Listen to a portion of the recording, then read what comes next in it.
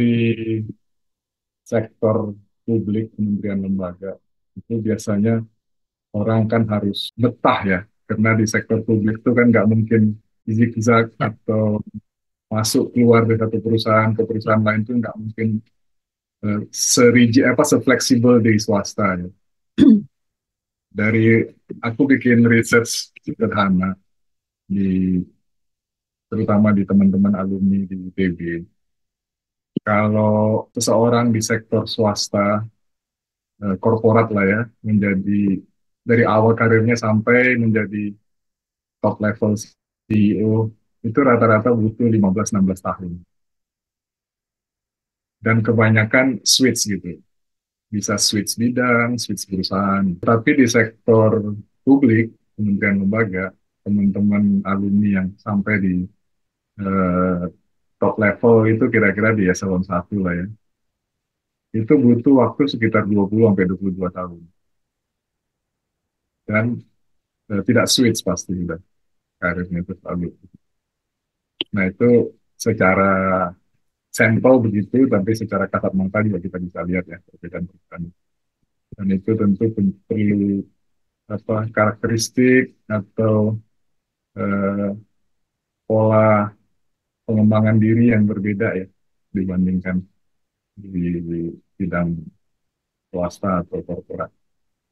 Nah, melihat itu gimana refleksi Ibu Teni ini dari awal sampai masuk ke level tertinggi di eselon 1 ya kan kalau dilihat waktunya kan pasti most, Hampir mostly 30 tahun. hampir sama ya kan 94 ya kalau nggak salah mulai ya. Iya. 94 sampai 2022 masuk di eselon 1 kan ya sekitar 28 tahunan lah ya. Itu gimana kira-kira kisah perjalanannya apa karakter yang membedakan gitu kalau dilihat refleksi selama ini hal apa yang paling terlihat menjadi kunci bisa bertahap karirnya maju dari waktu satu level ke level berikutnya. Silakan. Oke, selamat siang, Pak Kris ya udah. Terima kasih. Yang pertama terima kasih ini udah diundang di dalam podcastnya. Jadi kalau bicara mengenai karir, memang panjang ceritanya, storynya jatuh bangun gitu ya. Dan ini tahun ke-30 sebetulnya tahun ini saya 30 tahun ini. Nanti Agustus penghargaan 30 tahun. Itu makanya Ah, nama jadi podcastnya HR30 kan. tiga Generasi kita puluh tiga tahun. puluh tahun berkarir. Iya, iya. Mungkin cerita flashback dulu ya, Ya. flashback dulu. Jadi sebetulnya dari awal kan cita-citanya memang tidak tidak masuk ke sektor publik gitu ya, Hmm. bukan kerja sebagai pegawai negeri sipil. Lulus sekolah kan cita-citanya pengen jadi bankers ceritanya gitu kan. Zaman Daftar. zaman orang eh, zaman itu ya. Ya, zaman pada zaman itu ya. Lagi jurusannya memang di ekonomi, kemudian lingkungannya lebih banyak kepada perbankan. Jadi arahnya itu memang ke perbankan. Sambil jalan daftar-daftar gitu ya, beberapa lagi timbang-timbang, kemudian ambil jalan masuk ke area yang sebetulnya tidak terlalu jauh dari ekonomi waktu itu. Ikut transaksi trader ya, trader falas gitu, falas, kemudian komoditi gitu ya, di mana di dalamnya ada analisa-analisa yang terkait dengan ekonomi. Itu sebenarnya challenging pada saat itu, tetapi memang kepastian itu nggak ada waktu itu Hmm. gitu ya. Jadi sambil jalan kok tiba-tiba ada yang nawarin, ada yang memberitahu gitu. Coba deh masuk pegawai negeri gitu. Jadi pada waktu tahun itu kan jiwanya tuh masih ingin coba-coba gitu ya. Pengen ada tantangan, coba sini gitu ya. Di perbankan sambil jalan ikut di Bank Indonesia juga pada waktu itu masih sedang berproses, tapi kemudian ada bukaan pegawai negeri waktu itu saya ambil dua kementerian ikut tes sebenarnya coba-coba. Waktu itu tes potensi akademik Oke, dan TPA. TPA yang nggak tahu juga apa sih sebetulnya gitu. TPA. kemudian ujiannya rame-rame satu ruangan sampai ratusan orang gitu. Kok tiba-tiba beberapa waktu kemudian setelah tes dipanggil gitu kan. Nah, namanya anak muda ya, baru belum lama lulus, terus oh iya, jadi Bang. coba deh gitu. Dicoba gitu, ada apa sih nih sebenarnya, seperti apa, nggak tahu juga. Sebetulnya sektor publik itu seperti apa persisnya, karena nggak pernah eksplorasi, jarang lah eksplorasi ke arah situ. Ternyata ketika wawancara, sampai tahap wawancara di pegawai negeri, proses seleksi, ditanya, yang sedang dikerjakan apa sekarang? Hmm. Lalu saya cerita mengenai pekerjaan trading, melakukan analisa ekonomi gitu ya, analisa-analisa makro lah. Lalu pada waktu itu kan namanya kalau kita trading mata uang gitu, itu kan ada pasar market, market Eropa, market Amerika, market Jepang gitu ya. Tradingnya itu jamnya beda-beda. Jadi kita cerita waktu itu ke yang melakukan wawancara di sektor publik, di pegawai negeri. Pada waktu itu ada beberapa direktur lah. Direktur, kemudian ada kepala bidangnya gitu kan. Saya ceritanya dengan santai aja, cerita mengenai apa yang dikerjakan. Ternyata mereka tertarik gitu. Karena nggak ada kan, sektor publik itu masih sangat ya cukup konservatif lah pada tahun 94 itu gitu ya. Walaupun dari sisi pekerjaan itu sangat progresif gitu. Model-model pembangunan di kementerian itu kebetulan dapatnya di Bappenas, Kementerian Perencanaan Pembangunan Nasional di Bappenas.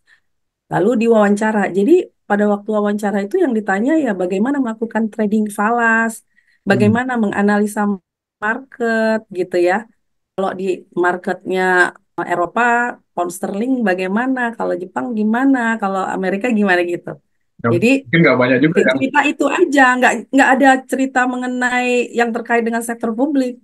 Dan kandidat ternyata lain, mungkin mungkin, nggak banyak juga yang punya pengalaman itu ya, kandidat lain. nah mungkin ya saya pikir karena pada saat itu nggak ada yang punya pengalaman, padahal itu juga nggak terlalu lama lah, mungkin sekitar setahunan lah ya. Tapi Hmm. memang karena intens setiap hari melakukan, jadi jiwanya pada waktu itu di situ gitu. Jadi cerita aja.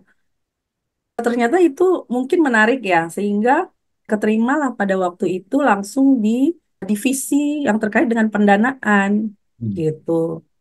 Lalu mulai masuk ke dalam birokrasi. Nah, sebetulnya ketika awal-awal tahun juga mulai desperate juga gitu ya, datang ke kantor nih kok, aduh gitu ya, apa sih bikin nota dinas, baca gitu ya, yang kayaknya Banyak kok administrasi ya.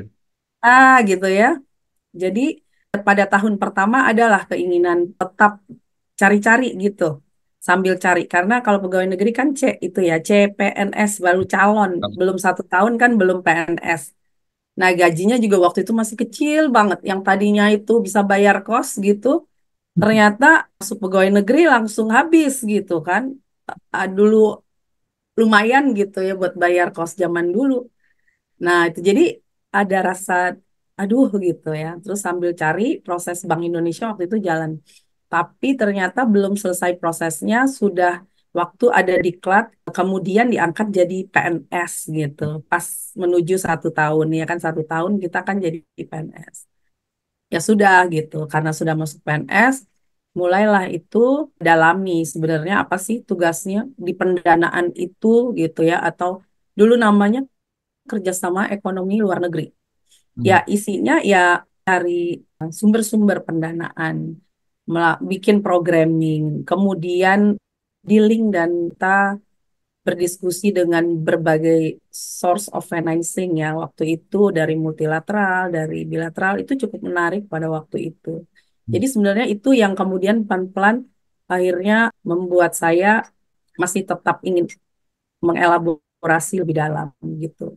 Nah, ada beberapa kali sebetulnya keinginan ah cari di tempat lain gitu ya. Mungkin yang lebih menantang.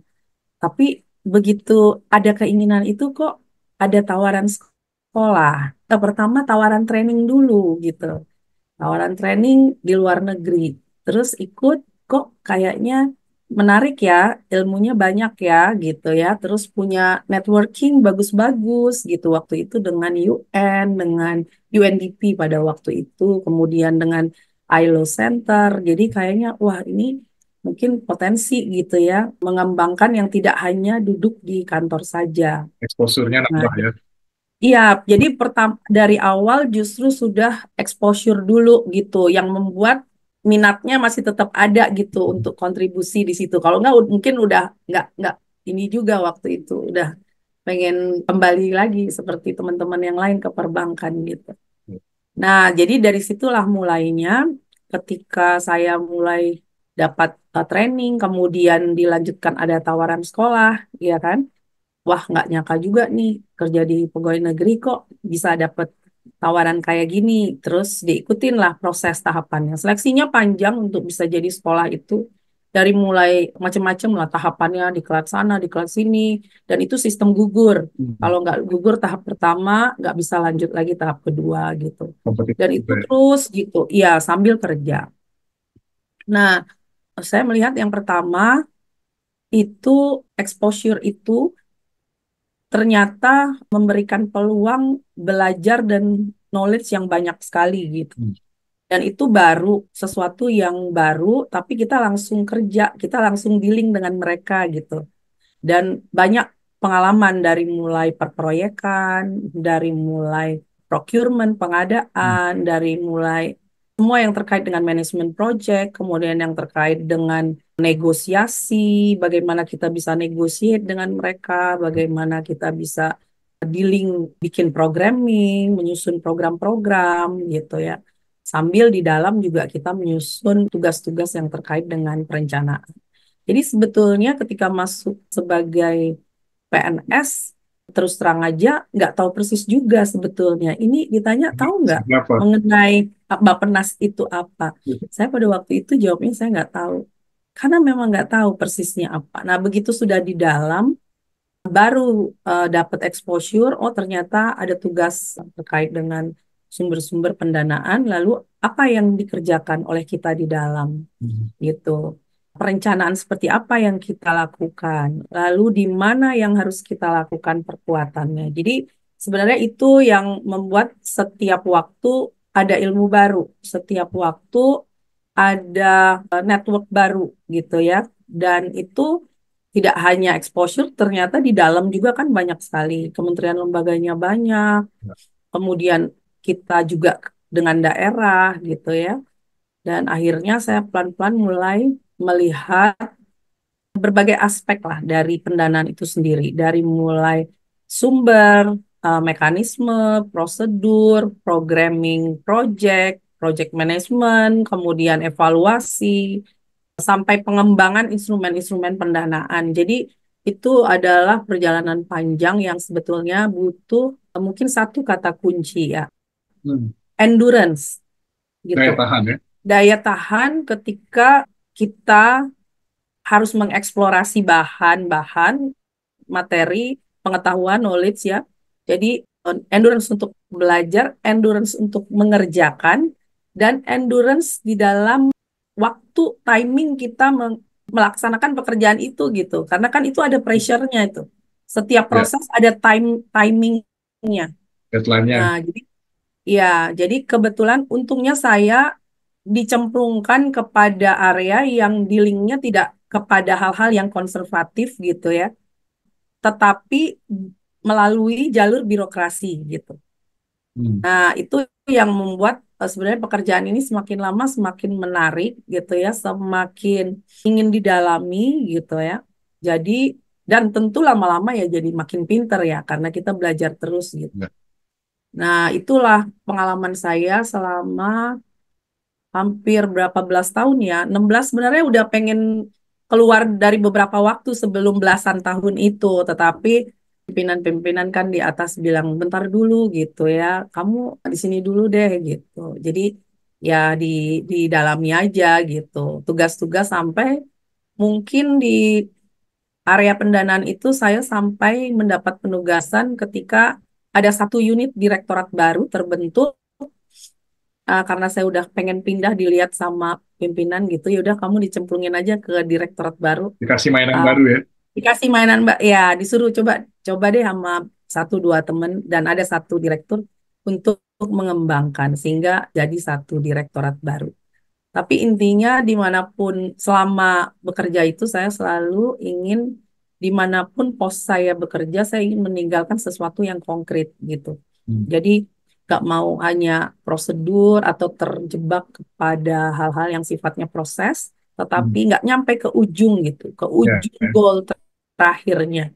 Jadi prinsipnya, jadi ya. endurance, tahan ya, tahan banting juga terpaksa ini, gitu. Pressure dorong sana, dorong sini dengan penuh kesabaran gitu ya. Nah, dan ya menyerap semua ilmu itu mau nggak mau itu di kantor kita itu adalah center dari knowledge. Semua Hmm. informasi ada, data ada. Tinggal kita mau mengakses apa enggak. Kalau kita mau optimalkan, kita pasti akan jadi pintar. Kita pasti akan punya pengetahuan banyak sekali. Tapi kalau kita tidak mau optimalkan, ya enggak akan jadi apa-apa juga di situ. Ya. Jadi Kan itu cerita awalnya prosesnya. Tapi ketika setelah beberapa tahun kemudian saya dipromosi tahun 2016 jadi direktur. Itu juga dengan perjalanan yang cukup panjang, kebanting sana, kebanting sini, ya maksudnya dengan proses ya. Akhirnya jadi direktur, kemudian ya itu tadi ingin meninggalkan sesuatu yang konkret pada setiap pos yang saya duduki. Kemudian pada saat yang sama diminta waktu itu promosi ada pos kosong ya kemudian coba keluar dari area pendanaan dan akhirnya bisa sampai sekarang. Jadi semua tidak on plan gitu ya. Semua hanya mengikuti ikuti alur aja gitu. alirannya aja ya gitu. Aliran aja, aliran saja dengan semua knowledge yang dipunya gitu ya. Karena semakin lama kan pengetahuan makin banyak dan semakin dalam. Pasti belajar terus gitu ya, mau baca, mau tahu gitu. Itu harus dikuasai semua apa yang dikerjakan Ya. di dalam bisnis proses kantor gitu. Tarik nih. Jadi karir itu kan merupakan pilihan ya. Jadi prinsip dari karir itu adalah pilihan juga sebenarnya. Jadi kita mau memilih karir di mana. Walaupun kadang-kadang di awal kita nggak milih tapi by chance gitu ya. Ya, Kayak tadi ya pertama ada tawaran A, kita langsung terima saja. Tapi seiring waktu itu menjadi betul-betul menjadi pilihan, ya. Kita mau milih di satu tempat, di satu bidang, atau kita mau switch ke ya, tempat atau bidang lain. Nah, menarik tadi cerita ini, Bu Teni memilih di satu sisi positifnya adalah apa exposure, knowledge, kesempatan untuk mengembangkan diri yang sangat luas gitu ya. Karena Bappenas merupakan sentral dari perencanaan di negara ini, semua bidang tercakup di situ. Jadi daya tariknya di sisi knowledge dan kesempatan untuk berkembang, ya. Dan itu merupakan satu motivasi karir bagi orang-orang dalam berkarir gitu ya. Tapi di sisi lain kan ada challenge-nya gitu ya. Kalau kita nggak sebut negatif, kita sebutlah challenge-nya gitu. Challenge-nya adalah biasanya kan remunerasi lebih rendah, ya kan? Kemudian mungkin apa workload besar, ya kan? Karena banyak juga di tempat-tempat tertentu itu, terutama juga mungkin di KL juga, kalau orang yang berprestasi itu atau orang yang makin bagus itu justru makin banyak pekerjaan kan, ya, betul. ketimbang kerjaan ketimbang kerjaan banyak dari kiri kanan gitu ya. Ya, Jadi betul. kita makin bagus, kita makin besar juga workloadnya. Padahal remunerasinya mungkin kadang-kadang juga tidak seimbang. Jadi ini ada pro and cons gitu kan, ada pilihan yang membentuk pilihan kita. Kita ada manfaat karir bahwa kita lebih bisa berkembang, tapi ada challenge mungkin kita remunerasi tidak seberapa, Eh, daan untuk mendapatkan remunerasi yang lebih tinggi mungkin lebih tinggi, lebih lebih banyak tawaran. Di saat mungkin secara pribadi kan kita juga berkembang ya kebutuhan ya. Mungkin tadi tahun 94 masih single, lalu menikah, lalu punya anak, yang membuat pilihan itu semakin tough gitu ya, semakin sulit. Nah, kira-kira pada waktu menentukan tadi, mungkin tadi Bu Reni udah cerita, tapi ini kan situasi yang mungkin banyak orang juga akan menghadapi ya, pilihan karir mau kemana gitu, dengan pertimbangan-pertimbangan tadi. Apa yang menjadi faktor yang membuat Ibu Teddy tetap eh, memilih karir bertahan di Kementerian Lembaga seperti Bapak? Mungkin yang pertama ini ya. Jadi sejak awal saya memutuskan untuk masuk ke dalam sektor publik, hal prinsip yang saya sadari itu adalah bahwa tugas dari pegawai negeri itu adalah memberikan pelayanan. Jadi Hmm. service gitu. Ya. Itu prinsip. Jadi ketika kita memilih kita mau menjadi pelayan, jadi istilahnya mungkin pelayan lah bahasa ininya ya, pelayan publik, Public servant ya. public servant. Kalau kita memutuskan menjadi public servant, maka kita akan bear all the cost gitu. Kalau kita nggak mau memberikan seluruh energi untuk melakukan fungsi itu, ya pilih sektor yang bukan sektor publik Ya. gitu. Dan saya juga menekankan kepada teman-teman yang baru sebenarnya, staf-staf kalau ketemu saya ya kalau memang sudah memutuskan masuk di eh, pegawai negeri ya Anda harus berikan servis terbaik lah untuk publik ini gitu. Sehingga memang prinsipnya ya bekerja dulu gitu. Tidak menghitung insentif dulu gitu. Karena begitu kita menghitung insentif, itu nggak akan ketemu. Dari awal sekali itu nggak akan ketemu. Jadi kalau saya bekerja dulu sampai kemudian beberapa waktu, nanti kliennya yang akan merasakan atau mitra-mitranya yang akan merasakan kemanfaatan kalau bekerja dengan saya, mereka akan mendapatkan suatu kepastian, Hmm. mereka akan mendapatkan arahan yang betul, dan mereka akan mendapatkan komitmen dari saya sebagai individu ya. Dan itu kalau kita lakukan secara berkesinambungan dalam beberapa waktu, itu saya yakin bahwa kalau nanti mereka puas gitu ya, kliennya sampai pada satu level satisfaction yang kemudian mereka akan memberikan penghargaan itu kepada kita. Apakah bentuknya itu nanti dalam mengikutkan di dalam tim ya kalau kalau pegawai negeri pada beberapa waktu yang lalu kan seperti itu. Kita akan mengajak kita terus untuk memberikan pengarahan, ajak kerjasama untuk bantu pemikiran, Ya. kemudian nanti lama-lama akan juga mengajak misalnya ada training, ada perjalanan dinas atau apapun lah yang kemudian memberikan penghargaan atau insentif kepada kita. Hmm. Jadi saya memang dari awal sudah sangat menyadari itu gitu ya. Sampai beberapa tahun walaupun kesel juga sih kadang-kadang aduh kelewatan juga ya gitu ya udah capek banget gitu. Kok ini gitu. Tetapi setelah berapa tahun saya melihat recognize banyak orang atau banyak pihak yang sangat baik gitu ya. Dan mereka selalu mengajak gitu berdiskusi dan buat saya itu udah bagian aktualisasi diri ya, penghargaan yang cukup optimal dan itu mendorong adanya satu promosi gitu ya dan akhirnya pimpinan-pimpinan kita juga oh iya kalau nggak ada kamu kayaknya nggak tenang deh gitu ya. Oh kalau kamu sudah ada di situ nanganin saya bisa Beres. tenang deh. Nah gitu. Itu begitu kita sudah sampai pada tahap itu kita akan bisa lebih mudah ya mengejar insentif itu kalau menurut saya. Ya. Jadi memang dari awal saya tidak begitu masuk sebagai pegawai negeri nggak pernah ngitung, nggak berani ngitung gitu. Bukan nggak pernah, nggak berani, karena pasti nggak cukup gitu. Jadi ya seberapapun dapatnya ya dicukup-cukupin lah gitu. Berapapun itu kan tergantung kitanya gitu. Kalau kita masih pada level ya sesuai dengan pendapatan saja gitu, dicukup-cukupin. Tapi lama-lama saya lihat itu berkembang gitu dengan kita dapat kesempatan sekolah yang lebih cepat, kemudian kita diajak diskusi-diskusi, diikutkan di dalam tim ini itu, dan lama-lama kita direcognize orang, semua orang kenal kita, semua orang gak ingat kita gitu ya, semua orang ngajak diskusi. Jadi itu level aktualisasi diri kita sebagai individu pegawai negeri untuk melaksanakan fungsi pelayanan. Dan itu Ya. harus disadari oleh semuanya gitu ya, bahwa kita bukan komersil, kita bukan sektor komersil yang kita bisa berhitung gitu ya. Saya nggak tahu anak-anak sekarang, mungkin sekarang lebih realistis ya, mungkin generasi sekarang gitu. Saya termasuk generasi yang agak lama kemarin, nyadarnya baru udah tengah ke sini gitu, baru wah iya juga nih gitu ya. Tapi di tengah perjalanan itu sebetulnya saya juga mendapatkan beberapa tawaran sebetulnya di tempat yang lain gitu ya, dengan insentif tentu yang lebih banyak.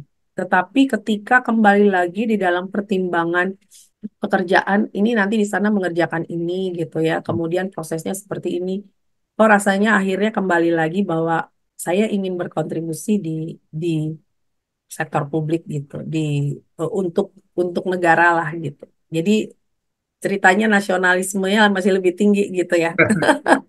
Ya itu artinya kan berarti yang tadi bahwa karir itu adalah pilihan, kita tahu benefit yang kita peroleh itu Ya, satisfied bagi diri kita, bisa motivated, bisa cukup bagi kita sebagai apa compensate ourselves ya. Tapi di sisi ya, lain kita tahu konsekuensinya, konsekuensi ya betul. pilihan, ya. Ya, Konsekuensi pilihan itu berarti kita harus tadi Bu Teni bilang public servant ya kita berarti harus profesional melayani pihak lain yang kita layani terutama publik, lalu juga ada integrity di situ. terus Nah, ya, ada banyak hal yang menjadi konsekuensi memilih ya karir betul, betul. di PNS ya dan kita harus konsisten menjalani konsekuensi itu dan once kompetensi profesionalisme dan kinerja itu terbangun ada reward juga nanti di setelah itu Ya, yang dalam kita jangka peroleh panjang pasti ada reward. iya, Ya, yang kita peroleh secara profesional ya, secara betul. berintegritas dengan baik dan itulah tipikal public servant ya dan Ya, ini menarik nih karena kan pasti generasi terus berganti kan ya. ya, Eh, Banyak yang muda-muda juga memilih karir di ya. eh, PN apa public service, public sector. Gimana nih menanamkan eh, sekarang kan Bu Teni sudah di level atas Oh ya, sebagai sekretaris kementerian ya, dan salah satu juga bidangnya fungsinya adalah mengelola orang kan ya di betul. kementerian dan ini kan generasi muda apalagi katanya sekarang yang nggak betah gitu ya pengennya semua serba cepat, serba instan. Situasinya beda dengan kita dulu kan waktu Ya, ya, masih betul. sekarang dengan adanya apa handphone, internet, semua serba cepat maunya dan Ya. nggak nggak bisa betah lama-lama menunggu sesuatu gitu. Nah ini gimana menanamkan nilai-nilai yang tadi itu generasi yang lebih muda? Jadi yang pertama kalau nilai sih tetap gitu ya, karena public servant, jadi mereka fungsi pelayanannya harus tetap ada. Pelayanan prima itu tetap harus. Sekarang ini sebetulnya peraturan juga sudah mengadjust gitu ya dengan situasi terkini. Ya, Dari sisi proses kerja, dari sisi insentif, dari sisi kondisi lainnya itu sebenarnya sudah berbeda dari yang sebelumnya ya. Kalau dari dulu harus ada di kantor terus misalnya. hmm, Kalau kita sekarang di kantor kita kerja dengan dua cara gitu ya. Offline bisa online ya, dan cara-cara absensi pun sudah melalui melalui digital gitu. Jadi peraturan-peraturan yang sekarang semuanya mengadjust dengan situasi kondisi terkini. ya, Which is sekarang generasinya lebih digital gitu ya, digital minded. Jadi proses kerja juga kita lebih fleksibel selama outputnya itu bisa tetap terpenuhi, ya, bisa dari rumah ya, kombinasi lah antara offline dan online diatur. Kita punya sistem kerja clock in clock out gitu ya. Itu bisa dari mana saja, dari gadget, mau mereka sedang ada di kereta atau mau ada di rumah atau di mana. Yang penting ada rule-nya, ada koridornya, secara bergantian itu bisa uh, diatur tata kerja. Dan secara peraturan besar atau peraturan payungnya juga sebenarnya dari sisi insentif udah jauh lebih besar. dibandingkan dulu. Kalau dulu yang namanya pegawai negeri itu kan gaji pokok kecil sekali, kalau sekarang sudah lumayan gitu, sudah mendekati juga standar rata-rata gitu, dan insentif juga sudah banyak.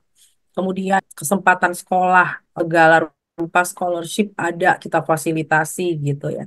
Tapi tentu fungsi pelayanan dan endurance itu harus tetap Hmm. ada. Memang ada perbedaan memanage generasi kita yang dulu dengan generasi sekarang, which is yang sekarang itu lebih pengen instan, lebih cepat gitu. Jadi kita juga meresponnya dengan pola-pola yang instan juga yang harus bisa merespon kebutuhan cara kerja mereka.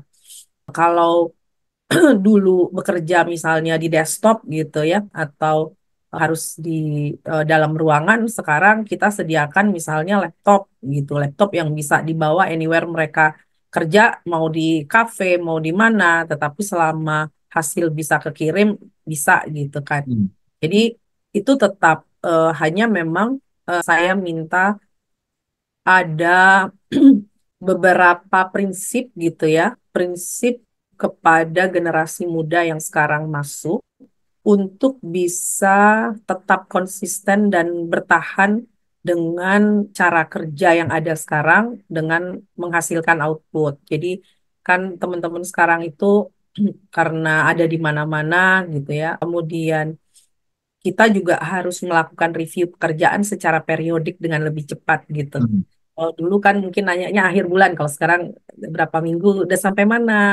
mana gitu. Ada progres apa enggak, Oke. ada kesulitan atau enggak. Terus saya juga di kantor, at any time saya nggak pernah tutup pintu, silahkan nanya gitu ya, kalau misalnya ada yang mau nanya gitu kan. Jadi pendekatan-pendekatan itu yang juga dilakukan oleh teman-teman yang lain ya, pimpinan-pimpinan unit di kantor kita yang lain. Tapi prinsip sebagai pegawai negeri, yang pertama bahwa kita memberikan pelayanan itu Pelayanan. wajib gitu ya, itu tetap. Dan itu harus komit. Sebagai lembaga perencana, mungkin di kantor itu kita kan memberikan guidance ya.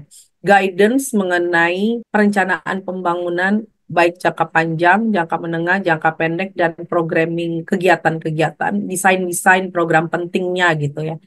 Nah, itu juga butuh daya tahan, butuh eksplorasi yang dalam, kemudian butuh bisa memberikan guidance yang berkesinambungan gitu. Ya. Jangka panjang mereka, jadi siapapun yang butuh mereka harus siap memberikan masukan gitu. Jadi itu tetap menjadi prinsip-prinsip kerja yang saya tekankan. Dan yang paling penting sebenarnya komitmen.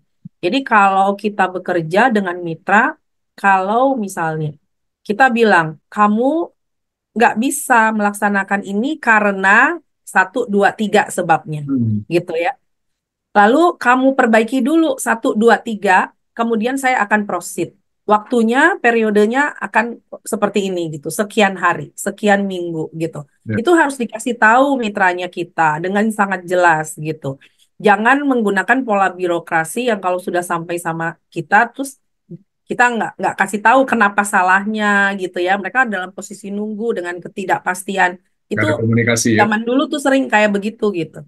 Nah, udah masuk proses, kemudian ini masih di sini, masih di tempat ini gitu, nggak jelas kenapa alasan. Nah, itu kan nggak boleh lagi. Jadi begitu sudah masuk proses di meja, di review harus kasih tahu, kamu belum bisa dilanjutkan karena ABC. Dan kalau ABC diselesaikan, maka kita akan bisa lanjutkan prosesnya. Waktunya sekian. Jadi itu pelayanan-pelayanan yang profesional seperti itu yang selalu kita ingatkan kepada semua lah pegawai ya. Jadi walaupun kita sekarang ini semua sudah harus profesional gitu, apapun sektornya. Karena mitranya sekarang sudah bukan lagi hanya mitra pemerintah. Jadi yang namanya perencanaan pembangunan kan skalanya nasional. Benar. Jadi artinya memberikan guidance kepada sesama pemerintah, kementerian lembaga, pemerintah daerah, bahkan kalau ada komunikasi dengan parlemen juga, dan dengan stakeholders di luar pemerintah Hmm. yang nanti akan kolaborasi dengan pemerintah untuk melaksanakan program-program pembangunan gitu di swasta, badan usaha, filantropi, NGO atau development partners di luar negeri dalam konteks global ya, karena kan semua kolaborasi. Ya. Jadi itu tugasnya sebenarnya di Bappenas itu di kantor kita ya. Jadi harus mampu memberikan guidance itu, memberikan koridor itu, dan memberikan opsi skenario-skenario yang bisa dipilih oleh banyak pihak gitu. Ya. Nah, jadi tentu harus punya endurance ya, punya daya tahan yang tinggi lah, mau nggak mau gitu. Ini kan bulan bulan Maret ini kan juga International Women's Day ya, Bu Teni. Oh iya, ya kemarin Jadi sejarah. saya pengen menyampaikan satu filosofi juga nih. Dari bincang-bincang ini teringat filosofi yang terkait dengan woman juga, filosofi bunga, Hmm. Oh iya, filosofi bunga. Jadi memang public service, public sector ya, dengan public servant itu mungkin harus mengikuti tadi apa yang disampaikan Bu Teni, harus mengingat filosofi bunga ya. Bunga itu dia dari bibit bertumbuh terus jadi apa makin lama dia makin berkembang dan akhirnya berbunga kan. ya, Berbunga dan bunga itu kemudian menjadi sesuatu yang dinikmati orang lain kan. ya, Output output pohon tersebut menjadi bunga, bunga itu kemudian memberikan kesenangan pada orang lain ya, yang kemudian dikenang bentuknya yang cantik, ya, wanginya yang semerbak. Ya, jadi tadi itu kira-kira saya lihat seperti itu ya. Jadi public servant itu fokusnya pelayanan, ya. iya, Lalu harus ada output yang dirasakan manfaatnya oleh pihak lain dan dikenang legasinya karena iya, ya, harus, output tersebut ya menjadi lebih baik dan apa pihak-pihak lain mendapatkan manfaat dari layanan tersebut. Dan itu sacrifice-nya banyak ya dari pohon yang berbunga itu ya. Mungkin ada durinya ya, lalu mungkin setelah dinikmati orang lain dia kemudian mati, bunganya layu gitu ya, ya. ya, ya, Jadi ya, mungkin itu jadi filosofi bagi teman-teman yang mau berkarir di dunia public service, public sector, menjadi pelayan publik. Ya memang kepuasannya ada di perjalanan memberikan layanan kepada pihak lain, ya outputnya yang memberikan manfaat bagi pihak lain. Ya. Kira-kira mungkin kira-kira begitu. cocok ya filosofinya. Ya, dalam beberapa puluh tahun ya, mungkin agak kelamaan juga saya jalur karirnya. Jadi memang kalau ya tentu kan dengan segala situasinya ya, karena jadi perempuan berkarir itu juga tidak mudah gitu ya. Ya, Pada satu sisi harus mengerjakan sesuatu hal-hal yang di kantor di luar rumah, tetapi pada saat yang sama juga harus menjadi manajer rumah tangga juga gitu kan ya, ya, sambil jalan urus anak, keluarga, dan orang tua dan lain-lain gitu. Jadi itu cara membagi waktu juga. Pada awal-awal itu keleluasaan fleksibilitas waktu juga membantu pada saat itu. Jadi sambil bekerja juga masih ada beberapa waktu yang kita masih bisa mengurus rumah gitu. ya. Tapi semakin ke sini nampaknya memang profesional itu menjadi tuntutan untuk kita dan kepastian ketepatan waktu kita dalam bekerja itu juga menjadi salah satu kunci gitu ya keberhasilan. Jadi mau tidak mau itu memang sangat challenging gitu ya sepanjang tahun challenging gitu. Ya. Terutama ya sekarang-sekarang ini kalau udah sekarang ini semua urusan tidak ada divisinya lagi kalau dalam posisi yang sekarang ini gitu kan harus Untuk divisi ini pemirsa fokus ke bawah. Nah, pemirsa, pemirsa podcast ini harus tahu bahwa Ibu Teni adalah perempuan pertama yang menjadi sekretaris ah, kementerian di ya, Bappenas ya. Jadi ya, dalam sejarah Bappenas yang sudah sekian lama, inilah perempuan pertama yang menjadi sekretaris kementerian. Jadi ya, prestasi buat perempuan di Bappenas ya, ya. mudah-mudahan ya. Tapi banyak kita sudah 50% ya komposisinya ada level eselon 1, eselon 2 itu sudah imbang antara perempuan dan laki-laki. Jadi banyak perempuan-perempuan hebat juga di kantor Ya. kita gitu, juga yang sudah sangat berprestasi. Kira-kira dari Bu Teni, tokoh perempuan Indonesia yang menjadi inspirasi Bu Teni dalam berkarir, tokoh perempuannya siapa?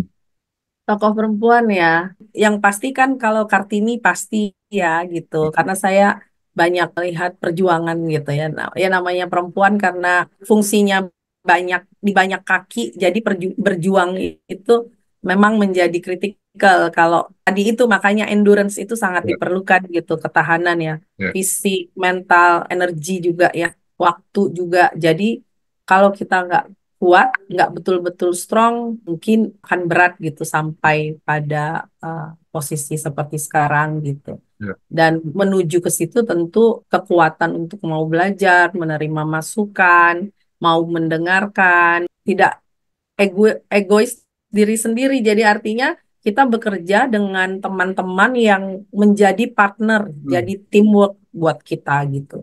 Sehingga kita nggak berat sendiri. Jadi itu harus sama-sama gitu ya dipikulnya gitu. Jadi itu juga yang membuat perjuangan itu jadi lebih bisa diatasi gitu.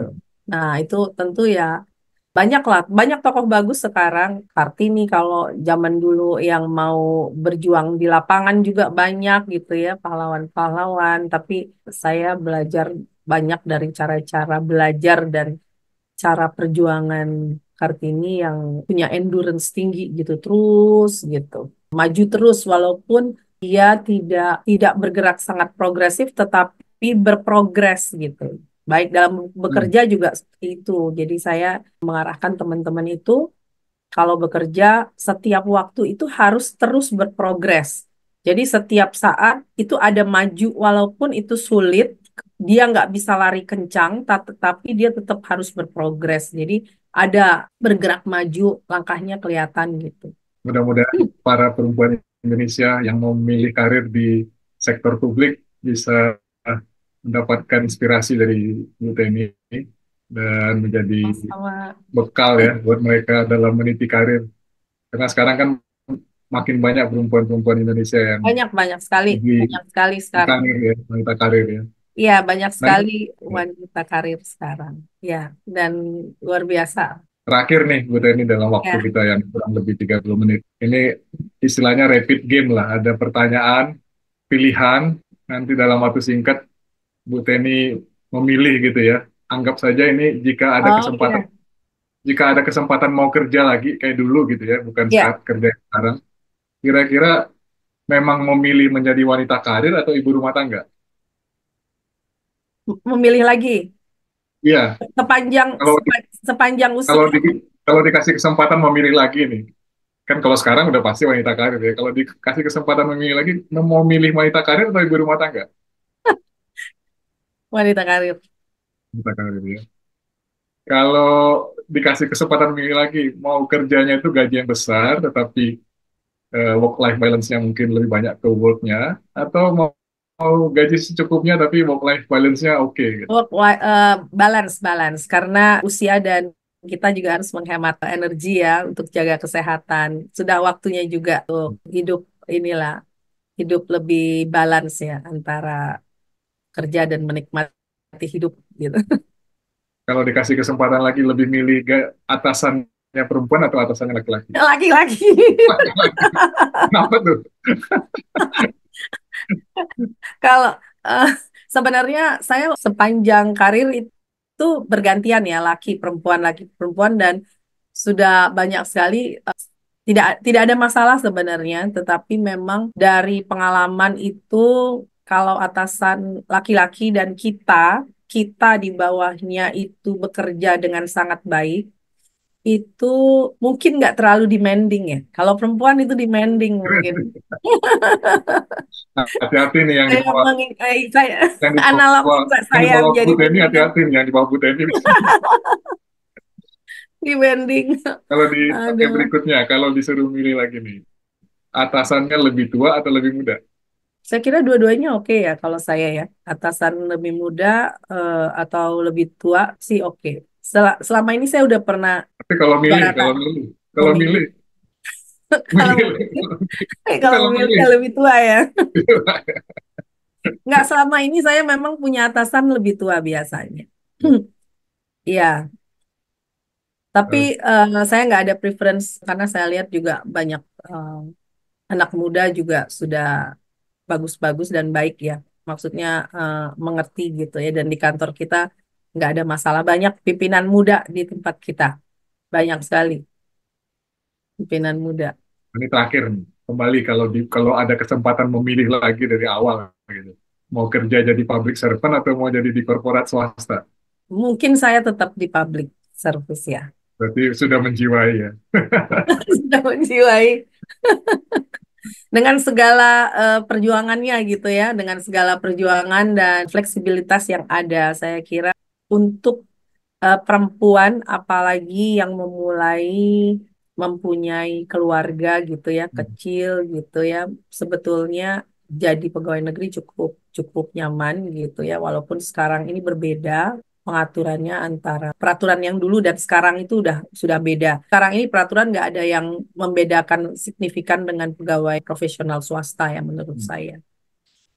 Tapi harusnya semua PNS itu mempunyai jiwa karir yang sama dengan swasta dan jiwa bekerja ya dengan profesional di swasta. Dan itu tentu akan maju gitu negaranya. Saya kira ke arah situ sekarang ini. Jadi kita juga milih ketika kita melakukan rekrutmen, saya pasti akan memilih tenaga-tenaga muda yang ke depan akan sangat tough dan bisa profesional gitu. Jadi tidak lagi yang konservatif gitu ya seperti zaman dulu gitu. Oke, terima kasih banyak waktunya Ibu Teni Terima kasih. dalam, Terima kasih. dalam podcastnya Charter Tea with Chris. Iya, terima kasih Pak Kris sudah dikasih kesempatan. Semoga makin banyak perempuan-perempuan Indonesia yang berkarir di public service dan menerapkan Amin. filosofi bunga. Amin. Terima kasih. Selamat Baik, siang. kita akhiri. Terima kasih.